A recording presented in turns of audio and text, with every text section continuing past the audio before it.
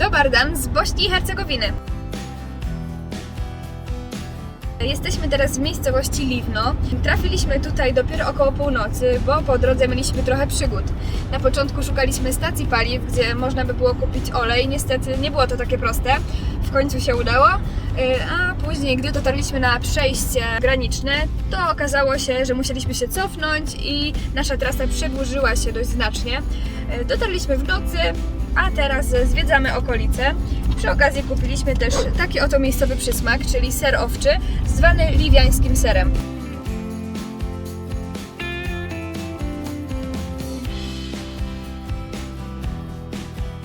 Nie jesteśmy w Bośni długo, ale już trafiliśmy na bardzo miłych i pomocnych ludzi. Z młodszymi dogadujemy się głównie po angielsku, ze starszymi w języku niemieckim albo takim miksem języków słowiańskich.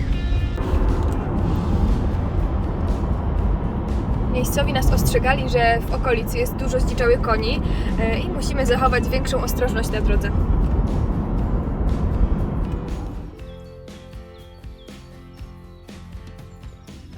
Gdy nastąpiła mechanizacja rolnictwa, konie nie były już potrzebne, więc wypuszczono je na wolność. Początkowo stado nie było liczne, jednak z biegiem czasu rozrosło się. Według niektórych źródeł obecnie żyje tam około 800 koni.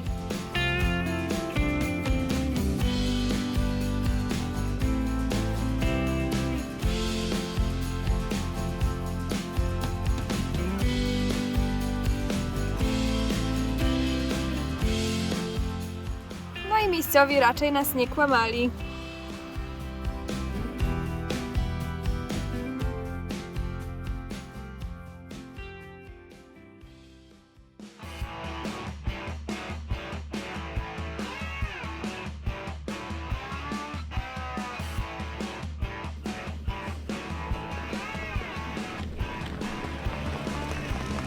To wszystko wokół mnie to największe na świecie pole krasowe. Słynie ono z tego, że mieszka tutaj kilkaset zdziczałych koni, ale i z tego, że jest to świetne miejsce do obserwacji ptaków. Jednak nam dzisiaj pogoda nie sprzyja, tak więc tę przyjemność przełożymy sobie na inny czas.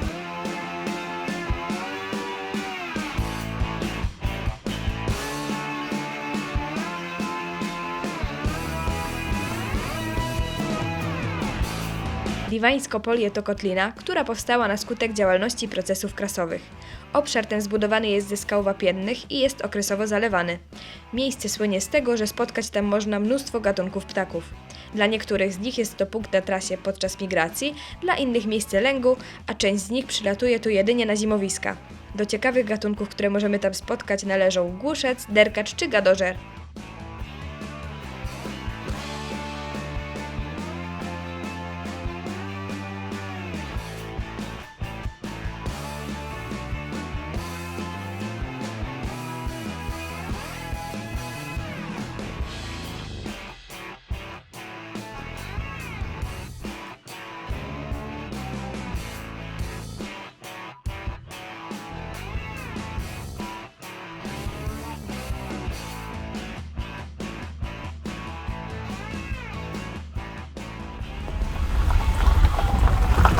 Dzień dobry.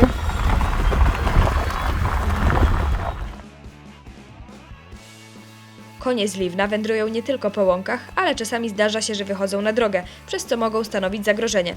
W roku 2009 zostały objęte ochroną, jednak po niecałej dekadzie, w związku z tym, że kierowcy samochodów wnioskowali o odszkodowanie po wypadkach z nimi, przestały być pod ochroną.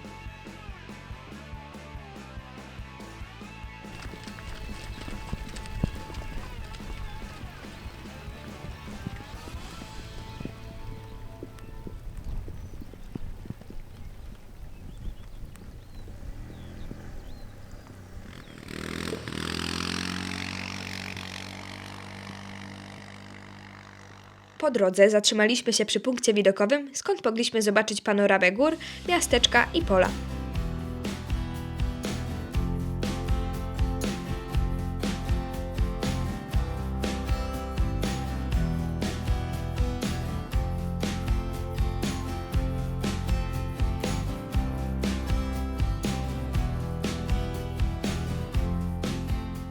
Tam w dole jest Livno, a tutaj mamy liwiański ser prosto z tego małego miasteczka.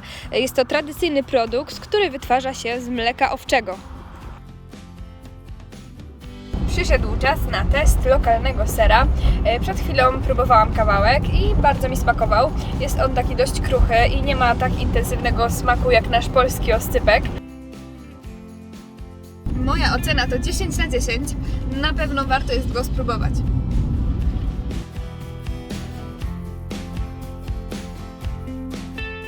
Bośniackie widoki też są całkiem fajne. Gdy zmierzaliśmy na południe, w pewnym momencie naszym oczom ukazał się przepiękny widok. Nie musieliśmy długo myśleć, aby się zatrzymać. Okazało się, że przed nami rozciągało się największe górskie jezioro w Bośni i Hercegowinie. Nie jest ono naturalnego pochodzenia. Do jego powstania przyczynił się człowiek i miało to miejsce w latach 80. XIX wieku. Zarówno ono, jak i okoliczne góry, polia stanowią obszar chronionego krajobrazu. Dzisiaj w Bośni jest dość zimno, a do tego wieje, ale patrzcie tylko na te widoki.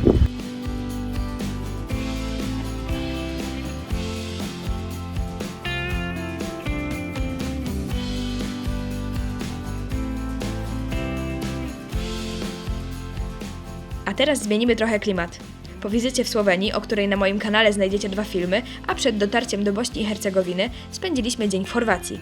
Postanowiliśmy odwiedzić jedną z najpopularniejszych atrakcji tego regionu, zapewne już się domyślacie, o jakie miejsce chodzi. Oczywiście o słynne na całym świecie jeziora Plitwickie. Mieliśmy nadzieję, że skoro jesteśmy tu w maju, a nie w sezonie wakacyjnym, to ominą nas tłumy turystów.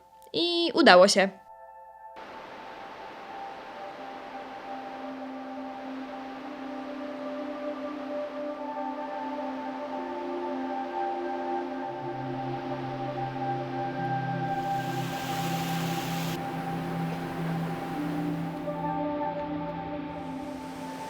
Park Narodowy Jezior Plitwickich to największy, a także najstarszy park narodowy utworzony w Chorwacji.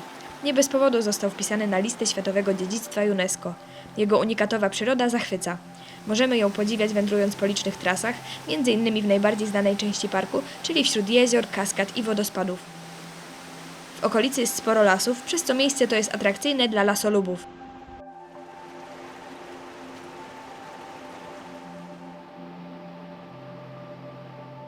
Gdy nasz wzrok skierujemy na taflę wody, to możemy zauważyć różne gatunki płazów, ryb, a także ptaków.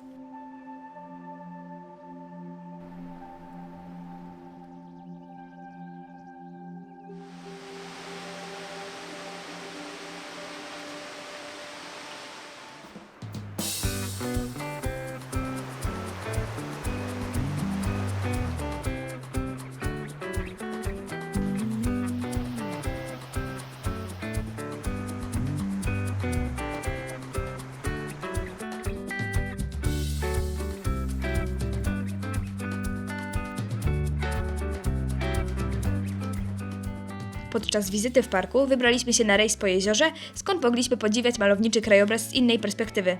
Za wycieczkę szlakami parku zapłaciliśmy ponad 20 euro, jednak cena ta jest zmienna i zależy od pory roku. Ruszyliśmy w stronę wybrzeża, gdyż postanowiliśmy spędzić wieczór na plaży. Tam poznaliśmy Czechów, którzy wybrali się na Bałkany motocyklami i robili postój w tym samym miejscu co my. Dołączyliśmy do ich obozowiska, a czas minął nam na dyskusjach, opowieściach i dzieleniu się podróżniczymi planami. Choć zupełnie się tego nie spodziewałam, nie było to nasze jedyne spotkanie. Po kilku dniach tę samą ekipę zauważyłam w Czarnogórze, w Żabliaku, stanowiącym bramę gór Durmitor, a następnie na moście na rzece Tara. Skorzystaliśmy z uroków Morza Adriatyckiego, a resztę naszej bałkańskiej przygody zobaczycie w kolejnych odcinkach.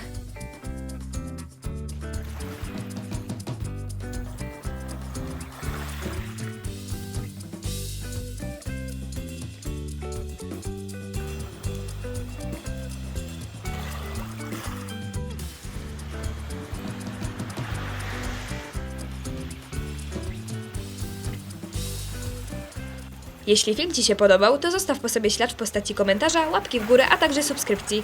Możesz również wesprzeć mój kanał przez przysłowiowe postawienie kawy za pomocą strony Buy Coffee. Link znajdziesz w opisie. Widzimy się w kolejnym filmie. Na razie!